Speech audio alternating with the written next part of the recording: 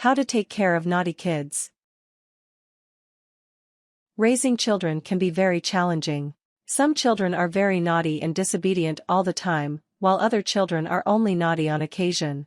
Keep in mind when dealing with a naughty child that you should recognize that it is the behavior that is bothering you rather than the child. Take steps to create boundaries, deal with tantrums, deal with bad behavior, and reinforce good behavior with the child, and you will be raising well-behaved children in no time. If you are taking care of children that are not your own, you can take steps to teach them to behave without undermining the authority of their parents.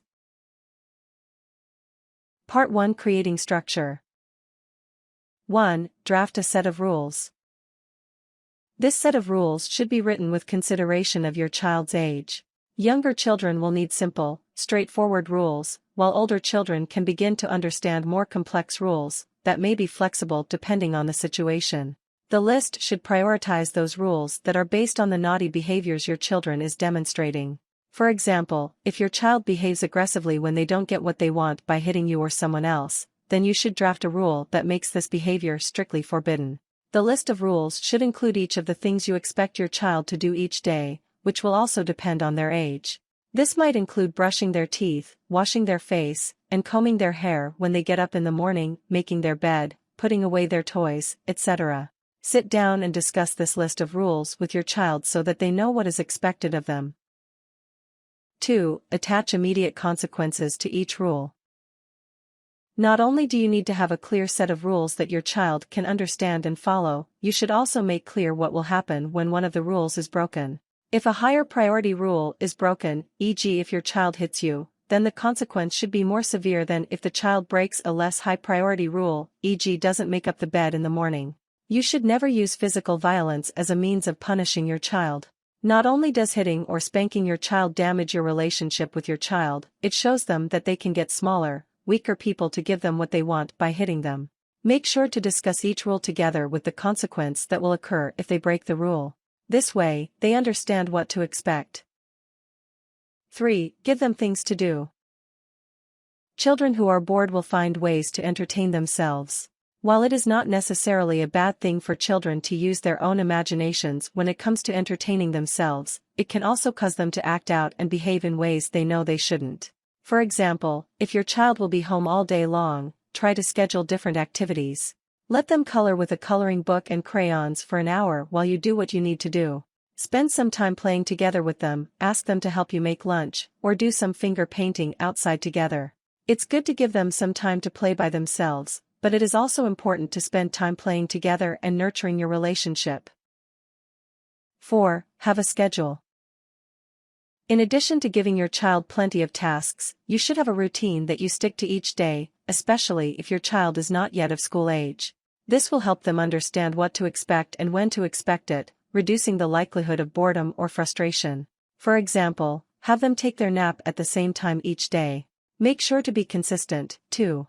Have them take their bath each day at the same time. For example, before bed, which will also signal to them that it's time to wind down. 5. Consider the age of the child. Obviously, as the child grows, you will have to rethink the rules and the consequences attached to them. Therefore, it is important to remember that younger children won't be able to process complex rules with contingencies, while older children can be given a bit more control and independence. Children between 0 and 2 will not be able to understand a set of rules. Instead, if there are certain things in the home you want them to avoid, it is best to keep those things up and out of reach of the children.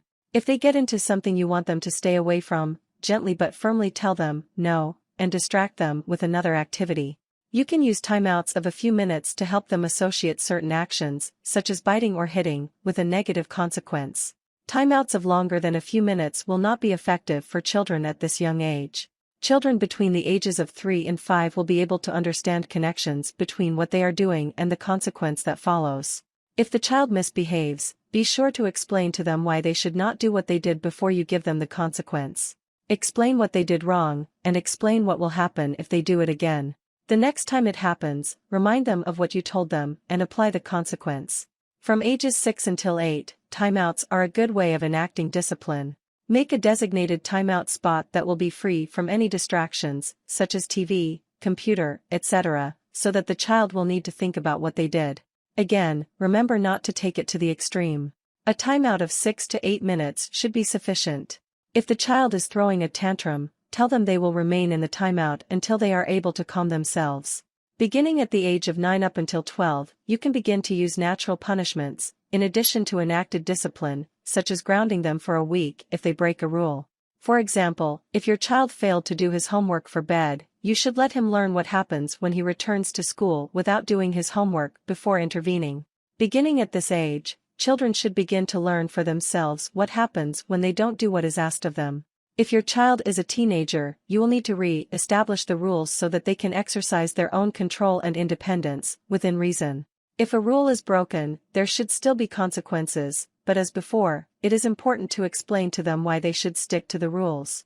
For example, if they come home past curfew without calling, explain why that is very worrisome for you. Part 2: Dealing with tantrums. 1. Walk away from the behavior. If your child is throwing a big tantrum, e.g. yelling, screaming, crying, banging fists, etc., the best thing you can do is remove the audience that they are performing for. This may only be you, but it may also be your other children, friends of your child, grandparents, etc. If you are at home, and your child is not in danger of hurting themselves, then suggest that everyone go do something else in a different room for a while.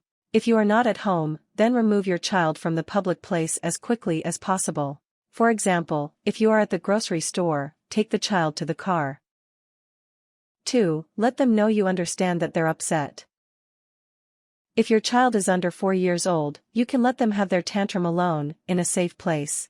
Check on them every few minutes, and tell them that you are aware that they are upset, and that you can talk with them about why they are upset when they are finished with the tantrum.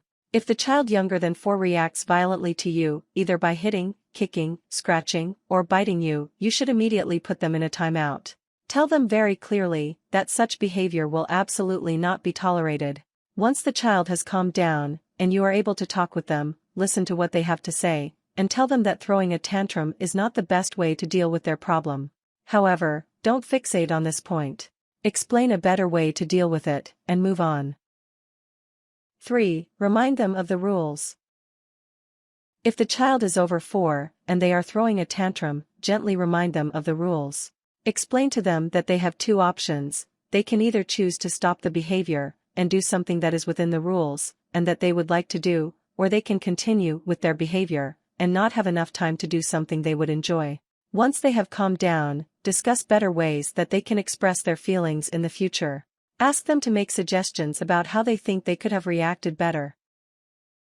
4. Distract them. Sometimes tantrums can be so severe that no amount of reasoning seems to do any good. In this case, you can try to distract them with a favorite book, or pacifier, if they use one. However, when the tantrum is over, it is still important to discuss better ways of dealing with problems in the future. 5. Don't give in. Especially when a child throws a tantrum in a public place, such as the grocery store, it may seem that the best thing to do is to simply give them what they want so they will stop embarrassing you. However, this is a bad idea, and will only reinforce that throwing a tantrum will get them what they want. It may seem like a good idea at the time, but you will be sorry you did it the next time they throw a tantrum in the exact same situation. 6. Don't yell at them. When a child is having a tantrum, and you are getting frustrated with them, it can be very tempting to yell at them to knock it off. However, at this point, yelling is unlikely to help the situation, and will likely only increase the stress levels of the child, and of yourself. Instead, keep the tone of your voice calm and even. If you feel like you are going to yell if you open your mouth, then don't say anything at all. If you are losing your temper, it may be best to walk away from the situation for a few minutes, provided your child is not in danger of harming themselves. 7. Remove the thing that caused the tantrum. When the child has calmed down, you should remove the item that caused the tantrum, and replace it with something quiet and relaxing for the child to focus on. For example, if your child was upset because they wanted a candy bar, move the child away from the candy section, and let them look through a magazine while you finish the shopping. 8. Remind the child that you love them. Tell the child that while you didn't love their behavior, you do love them, and that you always will. It is important for a child to understand that your love for them is not reliant upon their good behavior. For example, you should say, "That tantrum back there was pretty bad. I hope you understand that I don't enjoy it when you yell and scream like that, but I do love you very much, even when you throw tantrums." Don't say, "You were a very bad kid back there." Sometimes, it's hard to love you when you act like that. Part 3: Dealing with bad behavior. 1. Tell your child what you would like them to do. If your child is behaving badly or has done something you don't want them to do, don't simply say, "Stop that." Instead, tell them what you would like them to do, and what the reward will be for engaging in this different behavior. For example, if they have yelled at their younger sibling, say, "Remember that we have a rule about yelling. If you're feeling upset by your sister, I would like to see you walk away from her instead of yelling. When I see you do this, I will take you to see that movie you've been asking to see." You can also give the child a chance to tell you what is going on in their minds. For example, you could say, "What is your sister doing that is making you feel like you want to yell at her?" This will give them a chance to feel understood instead of just redirecting their behavior without acknowledging that they are upset. 2. Remind them of the rules. If your child is doing something that is against the rules, remind them of that rule, and the consequence for breaking it. Explain to them that if they continue with the rule-breaking behavior, that you will be forced to enact the consequence. At this point, you can give them a choice. Explain to them that they can either stop the behavior, not receive the consequence of that behavior, and do something else, or they can continue with the behavior and deal with consequence of that behavior. 3. Follow through.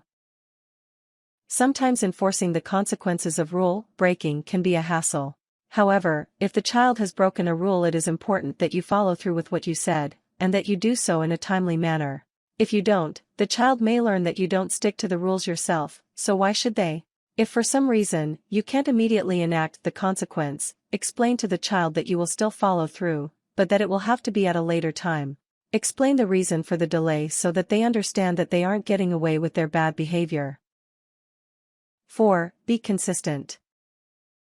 This can be very frustrating, especially because it may mean dealing with the same behavior several times before it stops, but it is important that your child understand that there will be consequences every time a rule is broken. Make sure to follow through by explaining what the rule is, how the child broke it, and what the consequence now is. For example, if the child hits another child, immediately place them in timeout where they will not be able to play for 5 minutes. If the behavior is repeated, repeat the consequence. Do this as often as necessary so that your child understands that bad behavior always has a consequence. Part 4: Reinforcing good behavior. 1. Ask the child to help come up with rewards for their good behavior. You can sit down with them and write down several different things they'd like to do, meals they'd like to eat, and places they'd like to visit. Have them tell you which things they really would like, and rank them from highest priority to lowest priority. When your child does something really great, you can reward them with their top reward. For example, if their teacher reports that they have behaved very well all month at school, you could take them to the zoo, if that was the thing they most wanted. You can use the other rewards to reward them for other good behavior, such as making up the bed each day for a week without being asked. 2. Praise them verbally. If you notice your child behaving particularly well, tell them so. Thank them for behaving so nicely, and give them a hug. Reward them with something from the list, too. If you never reward them for their good behavior unless they remind you of your agreements, it may demonstrate to them that you aren't really paying any attention. 3. Spend time with them. Most children really enjoy doing things with parents and caregivers. If your child is behaving well, show them that you appreciate it by doing things together with them. Allow them to take more responsibility with tasks. This will show them that you notice their good behavior and are rewarding it.